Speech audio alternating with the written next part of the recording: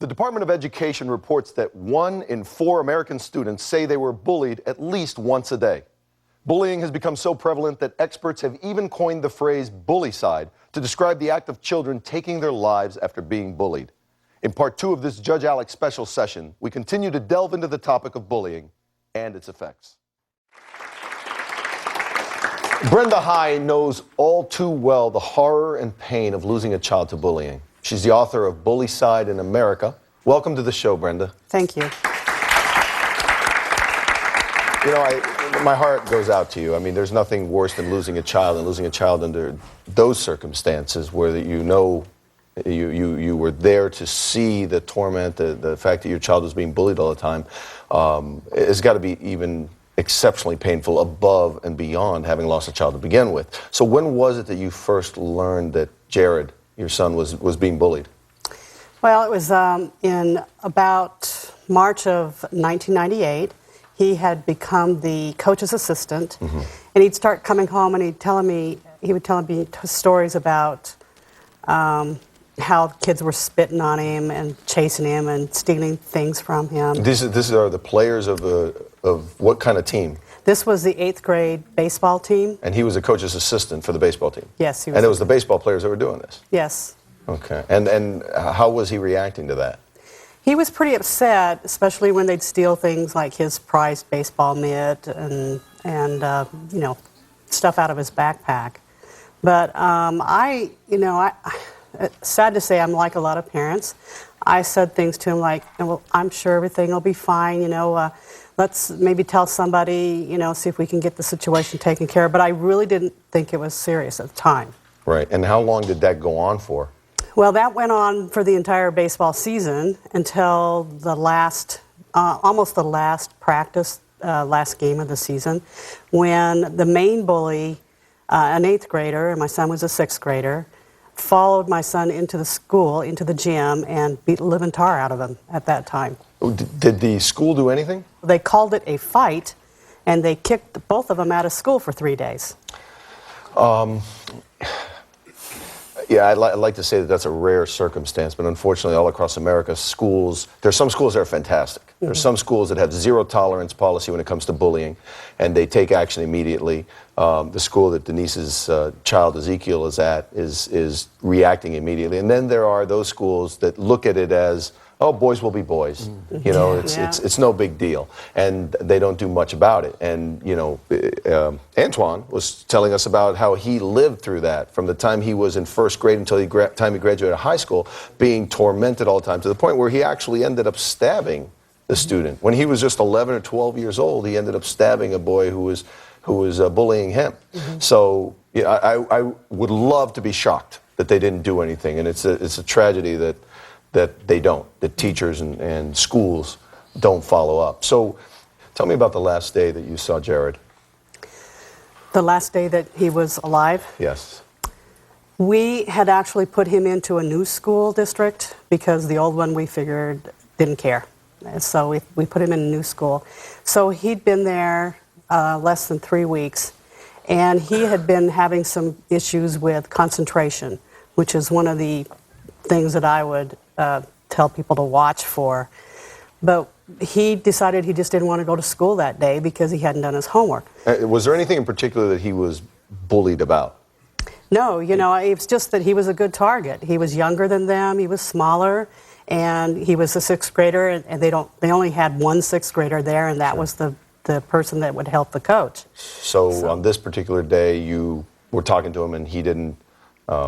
Is that a picture of Jared? Yes, this is a picture of Jared. A handsome boy. On that particular day, he was upset because he hadn't done his homework, and what happened? He didn't want to go to school. Right. Obviously, he had some depression. And that morning, he just hardly would talk to me. He said he didn't want to go to school. And so I'm calling my husband back and forth on the phone saying, we need to get him some help because this is not normal. He's, you know, this is not normal for him not to talk to me. And he went outside at one point and climbed up the tree in the backyard. And I went outside and climbed up the tree as far as I could get. And I said to him, Jared, it's okay, whatever the schoolwork requires, we'll work it out with the counselors, and you won't have to do it for a while until we can, kind of get you through this. I just assumed everything was the homework, the stress of doing homework. And he wouldn't talk to me, but at that time, I did have a chance to tell him, hey, I love you, we'll work this out. I'm so glad that I had that time in the tree, But anyway, I had to go to work. What happened after that?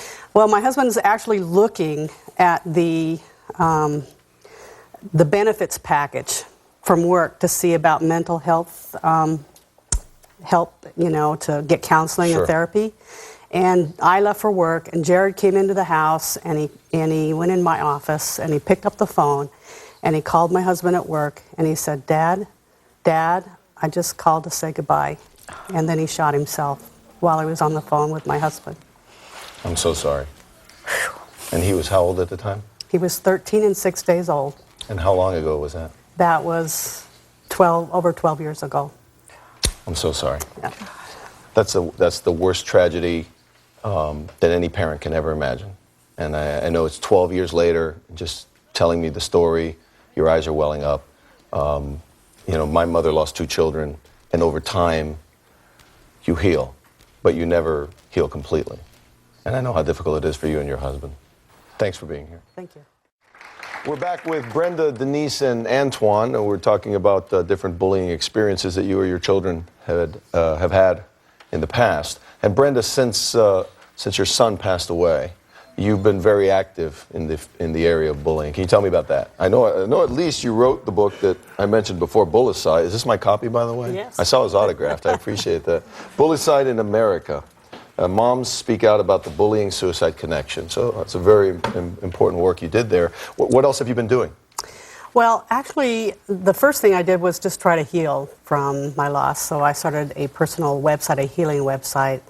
And then during the process of litigation, a lawsuit against our school district for wrongful death, we found that the teachers and administrators didn't have a clue what to do. There was no policies, procedures, rules, nothing. And so... And this was in which state? This is in the state of Washington. Washington, okay. And so they had tried to get an anti-bullying law passed in 2001, and it didn't even get through the first initial phase of testimonies. So the second year, I was asked to come testify at the Education Committee at the House in Washington State.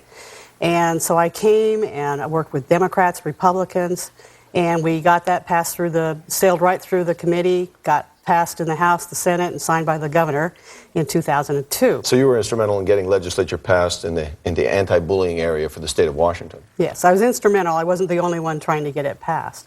On the way home, actually, I decided that I needed to go further than the state of Washington because I had made a lot of friends through the years, and a few of them had lost kids to what I call bullycide. And so we gathered kind of a group of people to get started a website that kind of educated people about bullying and harassment and getting the state laws passed. So we started out with about 8 laws that were passed in 2002, and then from up till today, we now have 45 states that have anti-bullying laws passed. Good for you. And what advice would you give to a parent with the experience and now having worked on all these bullying laws? What advice would you give to a parent who is in the situation you found yourself in, with a child who's saying, I'm being picked on in school, I'm being bullied in school? Well, if the child comes to me, or if a child came to me, if I could do it all over again, I would really take it seriously the first time they mentioned it. And I would go and sit down with the teachers and administrators of that school, and I would say, what kind of a school are we going to have? Are we going to have a school where bullies can run rampant? Or are we going to have a school where it's win-win? Not only do the kids that are victimized get help, but the bullies get help. Because the reason that bullies bully is because they can. That's as simple as can be. And why can they bully? Because there's adults that are letting them bully. Right.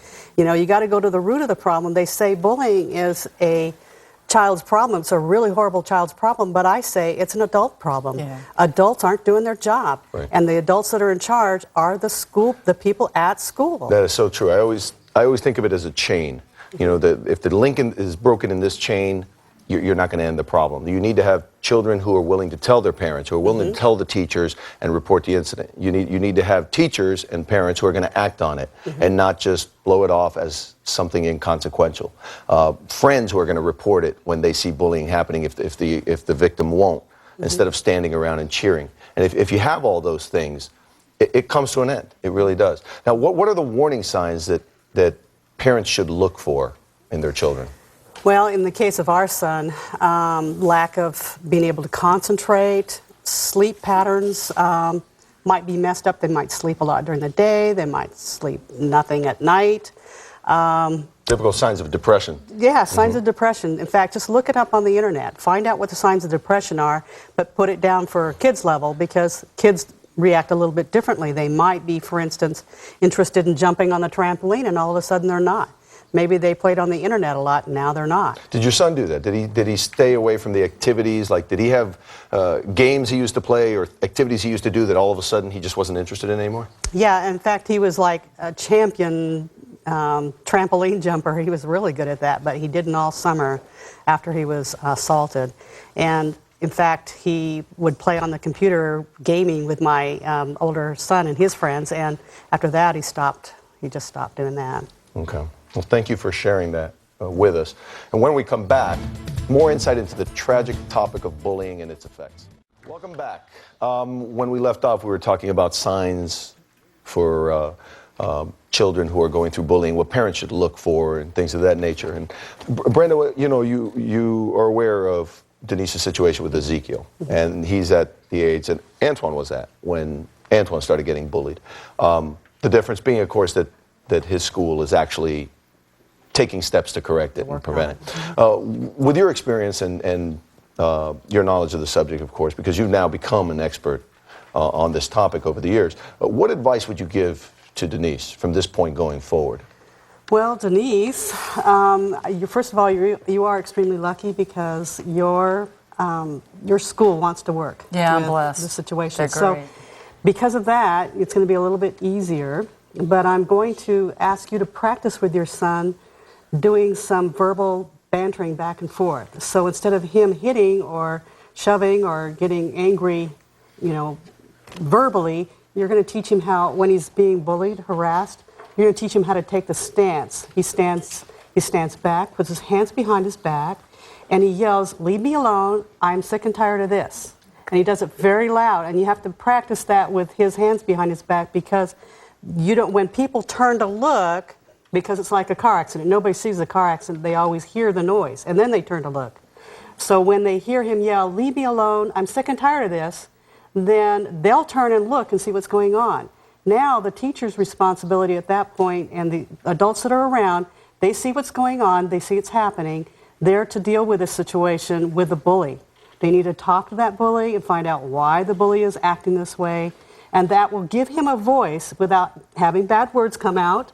But you practice with him on that. And I brought a little bracelet. Oh. It's called Do Unto Others. And it's just something, it's a small one for small kids. Oh, cool. And what you do is he takes this and he gives it to his classroom, his friends at the school.